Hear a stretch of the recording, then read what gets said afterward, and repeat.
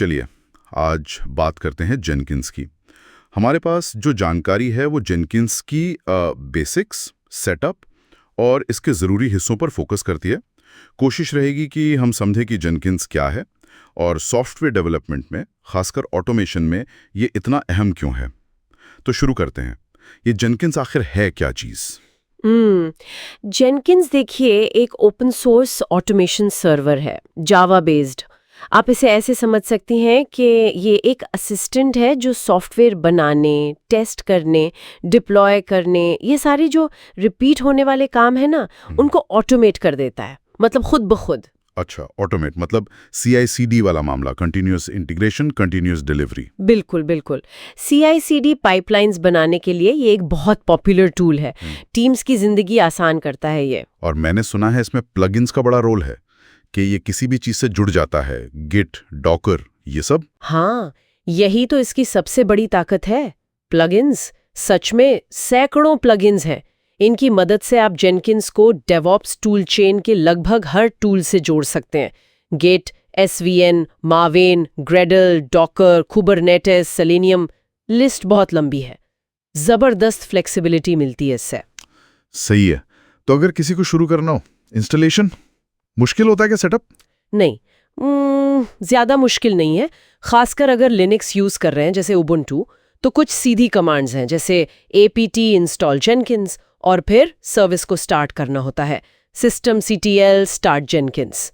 हाँ, एक जरूरी चीज जावा 11 या उससे नया वर्जन चाहिए होता है सिस्टम पर। ओके, जावा चाहिए जी, और फिर बस इंस्टॉल होने के बाद आप ब्राउजर खोलिए, लोकल होस्ट 8080 पर जाइए। पहली बार में वो एक एडमिन पासवर्ड मांगेगा। वो पासवर्ड सर्वर पर ही एक फाइल में पड़ा होता है, वो डालिए और फिर कुछ बेसिक सेटअप करना होता है, प्लगइन्स वगैरह चुनना। और जब ये चल जाता है तो डैशबोर्ड कैसा दिखता है, मतलब यूजर इंटरफेस काफी कह सकते हैं फंक्शनल है। डैशबोर्ड पर बाईं तरफ मेन ऑप्शंस दिखते हैं। न्यू आइटम है जहां से आप नई जॉब्स बनाते हैं, ऑटोमेशन के काम। और एक बहुत इंपॉर्टेंट सेक्शन है मैनेज जेनकिंस। यहां से आप पूरी जेनकिंस की सेटिंग्स, सिक्योरिटी और हाँ प्लगइन्स यहीं से मैनेज करते हैं। प्लगइन्स कौन से वाले जरूरी होते हैं शुरू में? देखिए, जरूरत के हिसाब से होता है, पर आम तौर पर लोग गिट प्लगइन डालते हैं, पाइपलाइन प्लगइन, ये तो आजकल बहुत जरूरी है। और कुछ लोग ब्लू ओशन भी डालते हैं, वो पाइपलाइन को देखने का एक ज्यादा मॉडर्न विजुअल तरीका देता है। इसमें एक फ्री स्टाइल प्रोजेक्ट का जिक्र है, जैसे एक hello Jenkins job.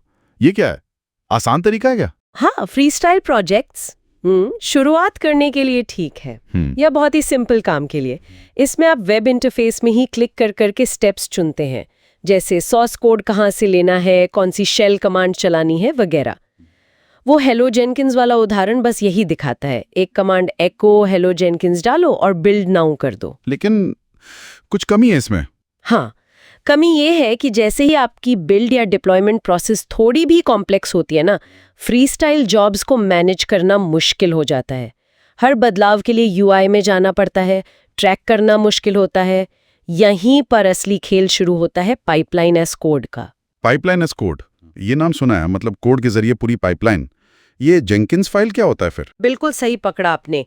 Jenkins file एक टेक्स्ट फाइल है, सिंपल टेक्स्ट फाइल। इसमें आप अपनी पूरी CI/CD पाइपलाइन, बिल्ड के स्टेप्स, टेस्टिंग के स्टेप्स, डिप्लॉयमेंट के स्टेप्स, सब कुछ कोड की तरह लिखते हैं। और ये फाइल कहाँ रहती है?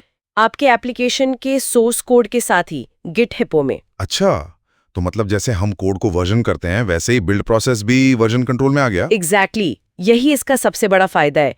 ट्रांसपेरेंसी बढ़ती है, टीम्स के बीच कोलैबोरेशन आसान होता है। आप देख सकते हैं कि पाइपलाइन में कब क्या बदलाव हुआ, किसने किया, सब कुछ ट्रैक होता है। और लिखते कैसे हैं इसे? कोई खास सिंटैक्स? हाँ, इसमें आमतौर पर डिक्लेरेटिव सिंटैक्स इस्तेमाल होता है, जो काफी पढ़ने में आसान है।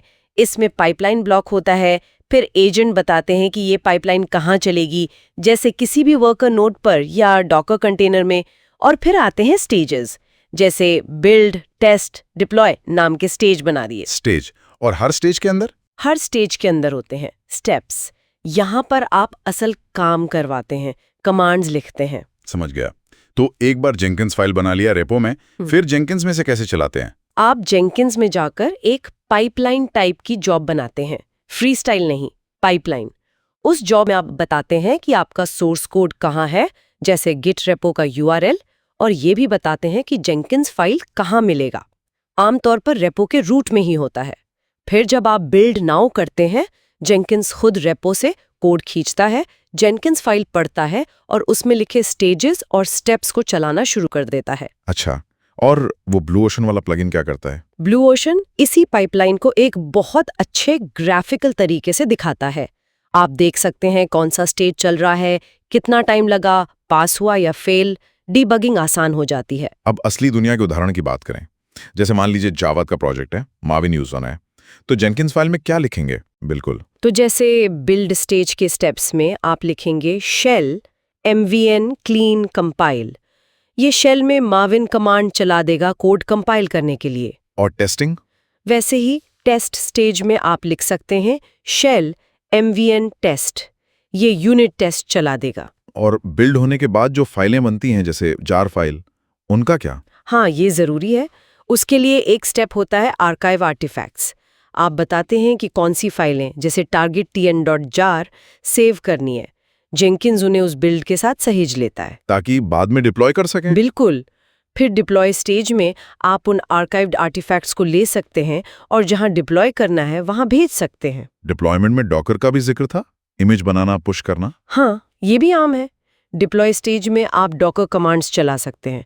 डॉकर बिल्ड से इमेज बनाई और फिर डॉकर पुश से उसे डॉकर हब या किसी प्राइवेट रजिस्ट्री में भेजा। लेकिन रजिस्ट्री में पुश करने के लिए तो लॉगिन करना पड़ेगा, पासवर्ड वगैरह। वो पाइपलाइन में कैसे डालते हैं सिक्योरली? बहुत अच्छा सवाल है। पासवर्ड या टोकन कभी भी जेनकिंस फाइल में सीधे नहीं लिखने चाहिए। जेनकिंस में क्रेडेंशियल्स मैनेज करने का सुरक्षित तरीका है। आप वहां अपने सीक्रेट्स, जैसे डॉकर रजिस्ट्री का password, SSH keys, API token store कर सकते हैं। ठीक है। फिर पाइपलाइन में आप उन क्रेडेंशियल्स को एक ID के जरिए सुरक्षित तरीके से इस्तेमाल करते हैं। जेनकिंस उन्हें सीधे कोड में एक्सपोज नहीं करता। ठीक है, ये तो बहुत ज़रूरी है। तो ये सब काफ़ी पावरफुल लगता है, पर इसे सही से चलाने के लिए कुछ बेस्ट प्रैक्टिसेस भी होंगी। हाँ, बिल्कुल है। कुछ चीज़ों का ध्यान रखना अच्छा रहता है। एक तो जेनकिंस फाइल को बहुत लंबा और कॉम्प्लेक्स न होने दें। लॉजिक को साफ रखें। अगर कोई कोड है जो कई पाइपलाइंस में बार बार यूज हो रहा है, तो उसके लिए शेयर्ड लाइब्रेरीज बना सकते हैं। इससे कोड रीयूज होता है। और सिक्योरिटी? सिक्योरिटी बहुत ज़रूरी है। जेनकिंस को HTTPS पर चलाएं। एक्सेस कंट्रोल ठीक से सेट करें, मतलब role based access control RBAC, ताकि हर यूजर को सिर्फ उतनी ही परमिशन मिले जितनी जरूरी है। और शायद मॉनिटरिंग, बिल्ड फेल हो तो पता चले। हाँ, मॉनिटरिंग और नोटिफिकेशन जरूर सेटअप करें, ताकि बिल्ड फेल होने पर या कुछ गड़बड़ होने पर टीम को तुरंत पता चल जाए। तो संक्षेप में कहें तो जेंकिंस एक बहुत ही फ्लेक्सिबल और पावरफुल ऑटोमेशन इंजन है, खासकर CI/CD के लिए। और ये प्लगइन्स और ख़ास तौर पर पाइपलाइन एज कोड की वजह से आप इसे अपनी ज़रूरत के हिसाब से पूरी तरह कस्टमाइज कर सकते हैं। एकदम सही कहा। ये जो जानकारी हमने डिस्कस की, ये जेंकिंस की बेसिक क्षमताओं और उसके इस्तेमाल, खासकर पाइपलाइन एज कोड के कॉन्सेप्ट को समझने के लिए एक अच्छी नींव रखती है। जाते जाते एक विचार छोड़ जाते हैं सोचने के लिए। जब आपकी पूरी बिल्ड, टेस्ट, डिप्लॉय की प्रक्रिया ही कोड बन जाती है, पाइपलाइन एज कोड, तो ये सिर्फ ऑटोमेशन से आगे बढ़कर टीमों के काम करने के तरीके को, उनके आपसी तालमेल को कैसे बदल सकती है, और ये पूरी सॉफ्टवेयर डिलीवरी की कहानी में कितनी ज़्यादा पारदर्शिता ला सकती है, इस पर सोचिएगा ज़रूर।